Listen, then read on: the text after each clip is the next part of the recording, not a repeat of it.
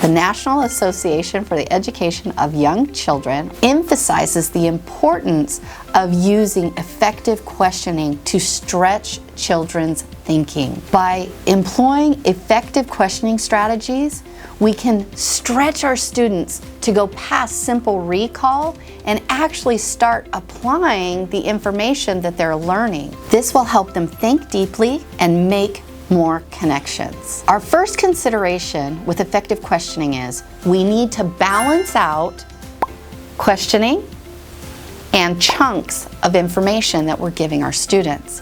That means we have to look at our attention spans. In part one, we discussed the limited attention span that we are working with in early childhood education. Now we need to balance that out with giving our students effective questions so that they can process the information in an effective way. When crafting questions, we need to make sure that they are concise, that they are exact, and engaging for students. By asking engaging questions, we can actually increase the attention span of the students that we're working with. We can spend longer on a topic if we stop at intervals and offer the time for students to discuss the content in a very engaging way. How do you craft engaging, concise, and effective questions? By taking advantage of Webb's wheel,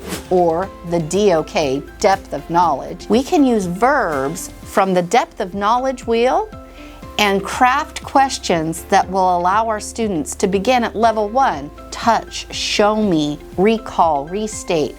But we can also encourage them to get into deeper understanding by having them make connections, to analyze, or even figure out how they can put into play the information that they're learning. When we form effective questions and use the attention span of our students, it is a powerful tool to be able to teach for longer periods of time. We can maximize our teaching time by pairing together effective questioning and the use of attention spans. Make sure that when you're crafting questions that you use a variety of prompts.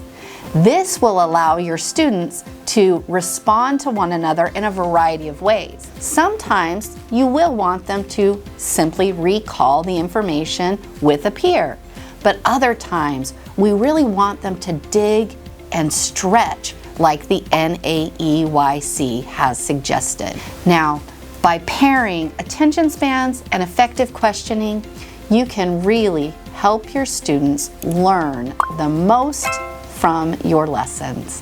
Thank you for joining us for this second part of this two-part series on attention span and effective questioning.